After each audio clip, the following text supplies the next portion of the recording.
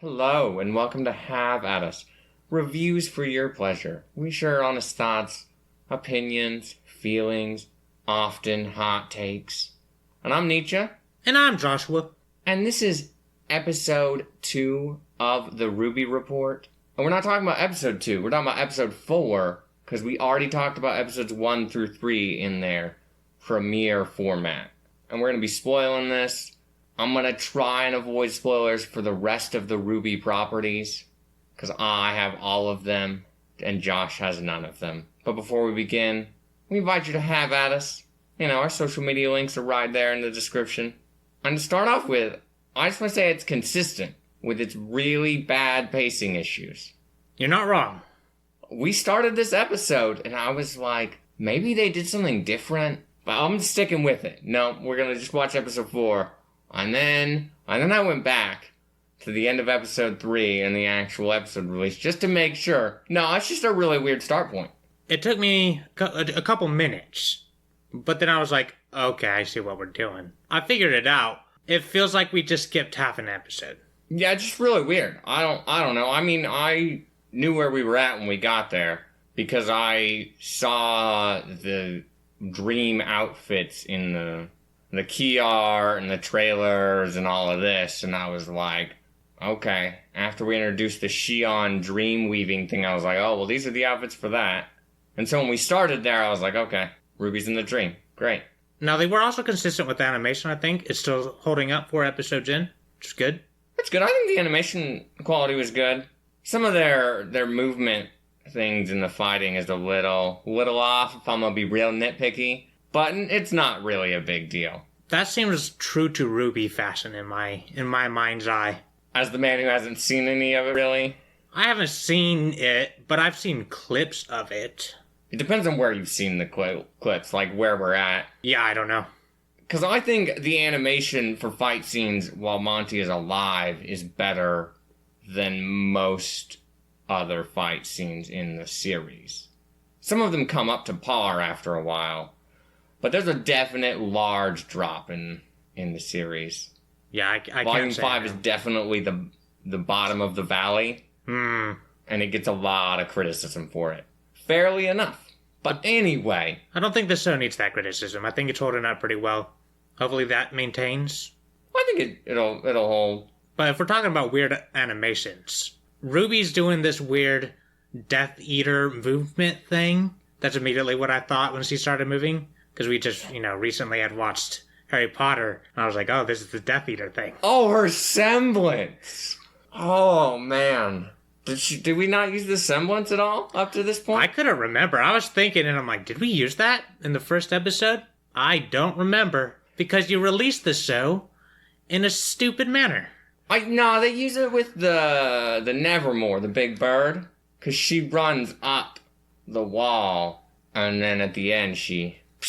on the flower petals. Oh, okay. I'm pretty sure. It's hard to really remember because that scene is almost shot for shot how it runs in the original show. Okay, yeah, I don't know. It just came across as weird to me because he's just kind of using it for natural mobility. It stuck out to me. I didn't remember it. That's her special ability that she gets to have as a person. Everybody has their own special ability because it's an anime. Now, the show hasn't really explained what that is, or if there's limitations onto it. And I'm like, if you can move like that, why aren't you moving like that all the time? Because way faster. Using your semblance drains her aura. Okay? Okay, I see. And you understand what her aura is. It's your mana pool. Basically, sure. We'll call it a mana pool. So that's what that is. So she can't use it all the time. Okay. It also, takes 8 volumes for us to actually explain RWBY's semblance and how it exactly works. All right. Well, we're not going to get to that in this season. That's what I'm hearing. You won't. I mean, maybe you give an explanation of it. People just accept these things. Really cool. Basically, I think it looks pretty cool. It does look cool. I'm not saying it looks bad. I think it's pretty cool. I like the little effects with the flowers and whatnot. It's a visual spectacle. I just felt like it could be really practical and useful. And I don't feel like you're using it that way. But maybe, she's still inexperienced, so maybe we'll get there. I don't know. I mean, she is not a huntswoman yet. Yeah. Now, this dream world seemed a lot like a video game to me. Because she pulls up a frickin' map. And it's like, oh, it only shows places I've been. And I'm like, it has a fog of war effect? Is that what that's called? Yeah, in video games, yeah. It's called fog of war? Yeah, generally. Oh, I've never heard that term. Yeah, games will give it different terms, but if someone says fog of war, that's what they mean. Okay.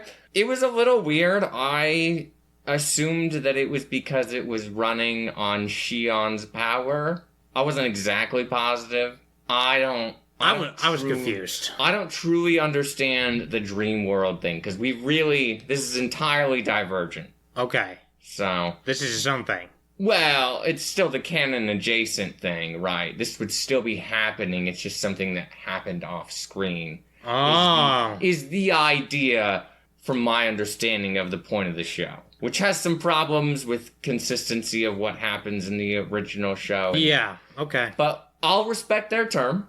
Okay. Especially because Shion is an entirely new character, and... I was confused about the coins. I was like, what is going on with these? The coins are Shion's deal. That's why they drain her aura. I assume they're created by her aura.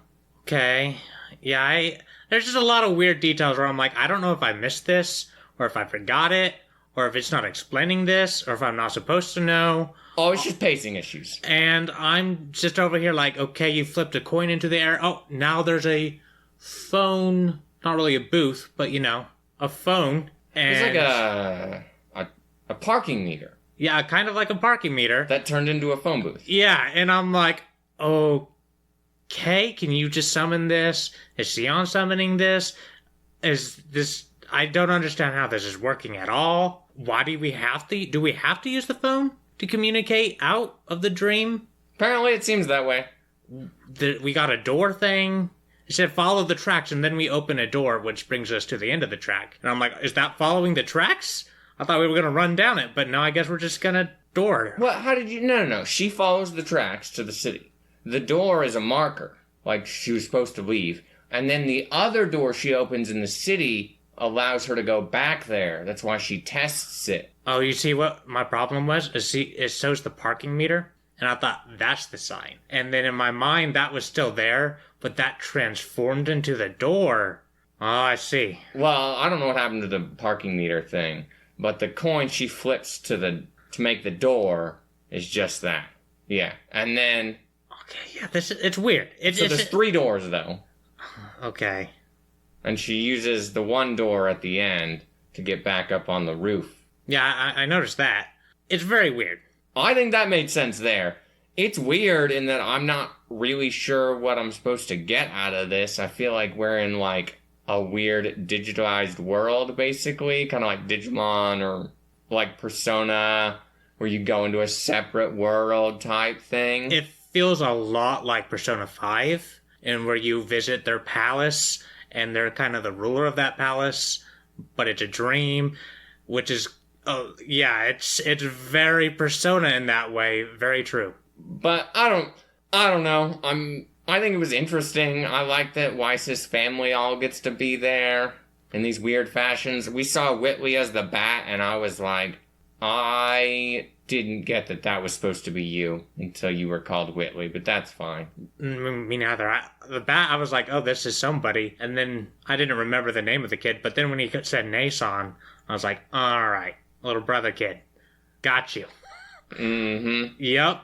And then there's the shadow, and I'm guessing that's supposed to be her mom, and it's going all... Which shadow? It was like on the wall, but it was just a shadow by itself. And looked like it was like in some kind of... I'd have to watch the scene again because it was kind of fast. But it was making some weird animations, and I'm like, is that supposed to be her mom? Is her mom dead? I don't know. Her mom is alive. Oh, okay. You see her drinking in the first episode. As she's walking to her deal, she looks out in like the garden, and she's like, already drinking in daytime or something. Oh, is she? So her mother's alive. Her mother is in this episode. I don't know what shadow thing you're talking about, but in the control room, we'll call it. Yeah. Yeah, there's a person over there, and there's a shadow on the wall, and she's, like, laughing the whole scene. Yeah. And she's got the drink in her hand. But you couldn't see that person back there very well, because they're all pretty far away shots. And they were pretty stilted back there. But the shadow was still moving, and I was like, is this a different thing? It's not very clear. I'm not saying it's clear, but it's clear that it's her mother.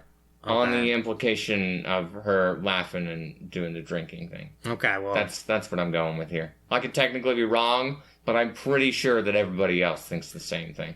Alright. Yeah, I don't know. It's very weird. Nothing's really explained. It's just kind of like you need to accept it.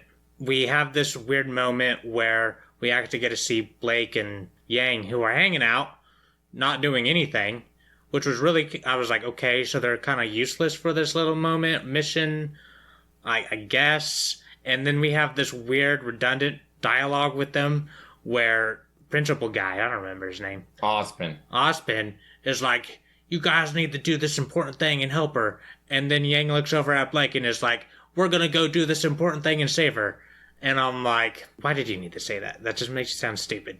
It's an anime, Japanese thing, I feel like. It's anime, but it's not a good part of anime. That's fair. I didn't hate it. It showed them. We moved on.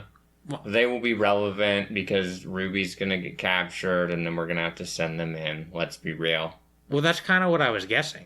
But I was just like, this is weird. I don't think this is a bad episode. I think it's the best episode so far. I think it's the most interesting, but it's also the most out of nowhere and gives no context. Really? You're left to figure out things, and I don't know how this world really works. And again, I don't like how it's been several weeks since we released the first 3 episodes. It doesn't help because I don't know this world, and so we're going off this weird break. Now I'm jumping back in, and it's like, I don't remember all these details. I've only seen this once. We could have watched it again. No, I think it's fine.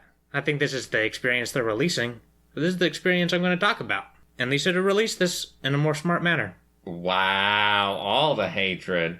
I think their publicity of it is fine, doing it at their own event. It works, and I don't have a problem with that.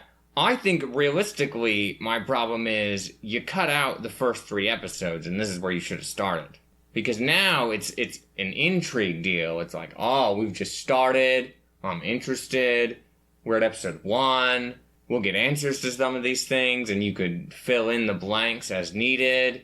And I feel like it wouldn't be as jarring. If you're going with this side continuity, but it is canon, but it's not. Whatever you're trying to make here, if you were just trying to show those parts. But if you're trying to also show the beginning again, right? That's what makes it weird. So it really, I guess, depends what you want the goal of the show to be. And I'm not sure what it wants to be. It wants to be basically a side story. That's what it is. It's a side story that's about Weiss. Basically, primarily. I mean, the show is called Ice Queendom. So now I'm thinking, this is what, supposed to be 12 episodes? Yeah. So is this season going to focus on this event? Yeah.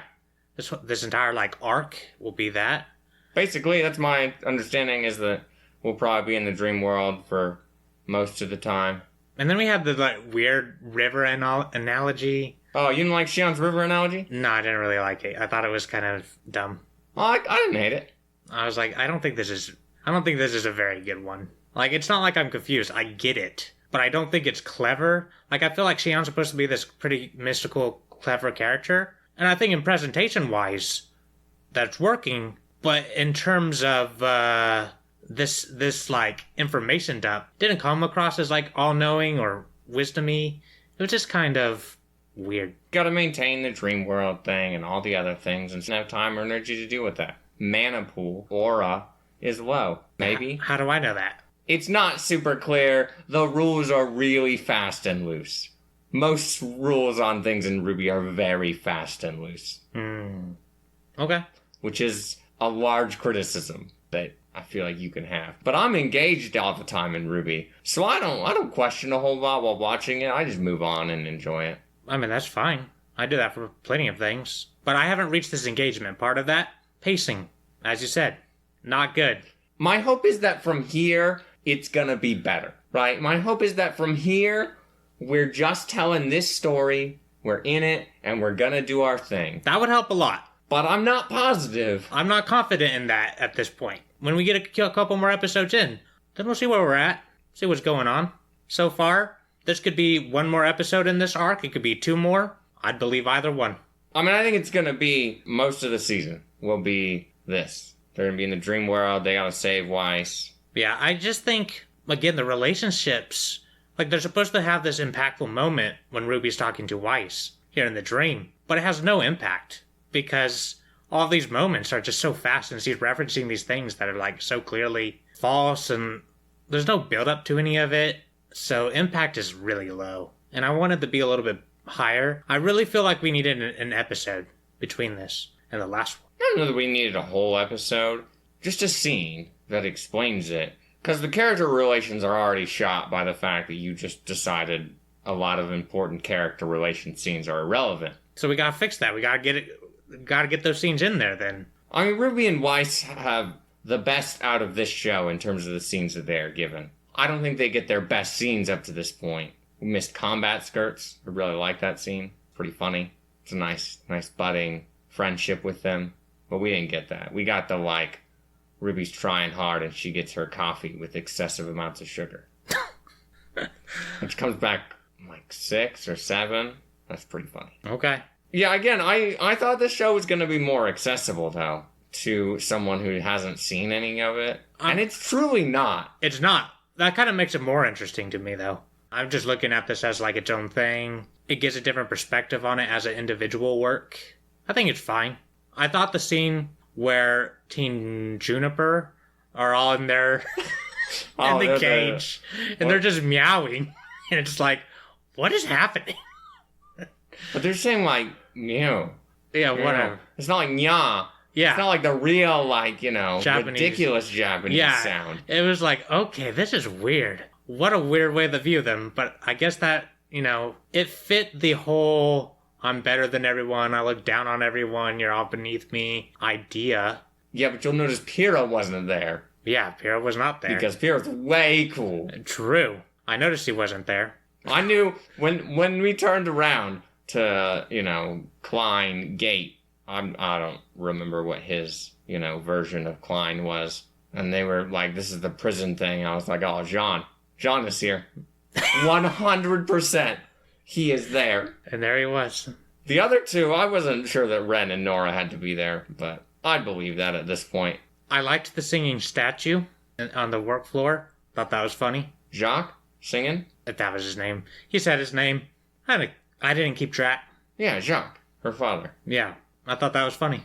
The work thing was kind of interesting. I just like that she, goes in there and tries to work to fit in, I guess. Yeah, I was a little unsure. It was a little weird. She just wanted to try it out. She's like, maybe this is a cool job. Maybe she was like career scouting. I don't know. I mean, the best scene to me was when Ruby, realizes that her snowboard is actually her scythe as well. Oh, of course. Because it's also a gun. And it shoots the wrong way. And it shoots the wrong way. And that was really funny because I saw it immediately. I was like, oh, what the heck is that? Maybe it shoots out both ends? And then she's like, no, it just shoots the wrong way. What the heck? And then she's like, oh, I'll have to explain it to her when we get out of here. And I'm like, that's pretty funny. Yep, that's the problem. Yeah. Dang, she got that wrong. I'll correct her. It'll be alright. It was good. That was a good character moment. I feel like Ruby's likable in this episode. She seems a little, I don't want to say airheaded. She doesn't seem unintelligent per se. But she's young, maybe a little naive. Yeah. But that's fair. She's clearly young. She's, 2 years younger than all these people? I think it's 2 or 3, but I'm pretty sure in show it's only 1. And so I don't remember exactly. Canon adjacent. It is canon adjacent, okay? That's the term that they used, and I don't know why. It's weird. Anyway. Oh, what do you think about the, actually got a real opening this time, and an ending? That's exactly where I was going, actually. Oh. So now I have heard this opening song a fair amount of times. Mm-hmm. First time for me. Because I heard the teaser of it, and I've watched the full thing. I watched the full thing as a performance. I then watched the opening this morning, just to see. So this is like time 5 through the opening song, at least. And I like this song a lot. I think the song is really good. There's kind of a nice jazzy feel to it. Yeah. And I like that. I don't know that the visuals are as, high energy as the song is. But I don't think the visuals are bad. I just think the matching of the two didn't work. I think it works for a while, but I think it peters out at the end. That's, especially the last, 10 seconds, it feels like we're going to a cool climatic, steal for the end of the theme, and it just felt like it petered out, and I was like, oh, that's the end. Okay. It was kind of weird. It didn't keep its momentum very well. I think the song was alright. I'd have to hear it again. Hear it next week. Mm-hmm. I think the visuals were fine, but very generic anime. I was like, yep, this is... There's videos online on YouTube or whatever of compilations of like every anime opening ever. And it's like, here's 50 anime openings that we've compiled to make an anime opening that's basically what you'd see in every one of these. And it's like, yep, this would slot right in there with that. And that's fine. That doesn't make it bad. It works. The ending is an ending. Like, I don't know much else to say on that, because it's slow, boring music. I really feel like they should have kept the song that they were fighting to and let that become the ending song. That would have been good. For this episode, at least. And it would have worked really well, because I liked the song. I thought it was balanced well with the fighting and, like, the sound effects and all that. And it really worked. I really like it when anime does that. And one thing that does do it a lot is several of the Gundam series are very good about having music in the episode that fades into the ending while it's overplaying in the episode in the last few seconds, or if it's like a really big moment, it'll have a unique song and that will play into the ending or whatever. And it's always really engaging, and I think more shows need to do that. Always on the Gundam train with you recently. Why? I do like Gundam. But no, like, Violet Evergarden didn't, like, change the ending, really, but it always made sure to end on a note that fit the ending theme, right? Yeah. So you gotta do something to make everything cohesive. But Violet Evergarden's like a high production value, like, almost near masterpiece. So, like, there's not much I criticize there, so... I mean, that's fine. I'm just saying, there are different ways to approach it than that. But in this, you already had a song there. Yeah. And I thought that's what we were gonna do, maybe, but then I was like, no, I know what the ending is. Yeah, I was liking the little rock song. And I was like, oh, okay, this is kind of nice. And then it went away. And I was like, okay, well, now I get a normal, slow ending. And again, not a lot of anime does like a more upbeat ending. One that does, Inuyasha, the final act, has a couple pretty good, busier endings. And I think it works pretty good there. You got any more weeaboo references you need to throw in here? Gundam, Inuyasha. What else do you want to talk about? Your favorite show. Which one is that? Code Geass, your favorite show. I think we need more horns. This is a good example in the opening how you can use, brass instruments and have them effectively work here. Yeah, but just think if, like, every 30 seconds in the show, someone was there playing a horn. Pretty good. It wouldn't. It would suck. But the auditory and everything is working in show. Like, I think the sound effects work, and... Yeah, I'm engaged. There's nothing that's standing out as weird, other than just the weirdness of a dream. But overall, I think this was a good episode. It was engaging, despite my confusion, right? Like, it's compelling enough to just... You want to see what happens next, what's going on in this industrial city, what's going on. Like, it pulls itself through. I just think the details could really help. Maybe we'll get that. I think we're probably still 2 or 3 episodes away from having a better understanding if we get one. I think Blake and Yang get shoved in there to go after her. You have to assume they can't just be out the entire season or something. Well, they have outfit changes that fit. Oh, okay. The snow. I see. I know that from the trail or from the key art stuff. I haven't looked at any of it. I'm just watching this blind. Do you have something else you need to say about the episode? Any other points you want to bring up? Nope. I'm excited for next week. See where we go. We will be back next week with episode 5. We'll be here every Tuesday until it's done. And this will convert Josh into watching all of RWBY, reading all of the books, the comics, the manga. He's going to play the games. The phone games? Yeah, and Arrowfall when that comes out. Yeah, I'm doubtful. Anyway, it's been a pleasure. We hope you enjoyed listening to this. And we invite you to have at us. Give us your opinions, your thoughts, your feelings. We gave you ours. We need you to, like, subscribe, follow, share this, leave suggestions. And for you real fans out there, we got a special treat for you. We're giving you some coins. They're minted with our logo on it. This is approved by us, and you have a mission now. Collect your coins, We'll ship them to you. Just give us your address. It's fine. No problem. We'll ship them to you. You collect those. You go out. And the people who are stuck in their dreams, the unaware, you need to go make them aware of our show by saving them and spreading our righteousness to them. Or one person's righteousness. I don't have that, but one person's righteousness. We didn't make any references to how righteous I am this episode. I know. Isn't that nice? I mean, you made it happen, so apparently you didn't want to break from it. Yeah, I'd be... Oh, can't break tradition. But these coins will be useful. You'll be doing good things. You can, hand us the credit for it, unless you do something that's maybe a little questionable, like you break an entry, or... Don't do that. Something else, you hit someone on the head with a coin, or, be smart. We're trusting you. So, I'll give my score here, and then you can go. I'm gonna give this a 6 out of 10. I was gonna give it a 6 out of 10 too. You were, not anymore? No, I'm gonna give it a 6.1 now. Have at us.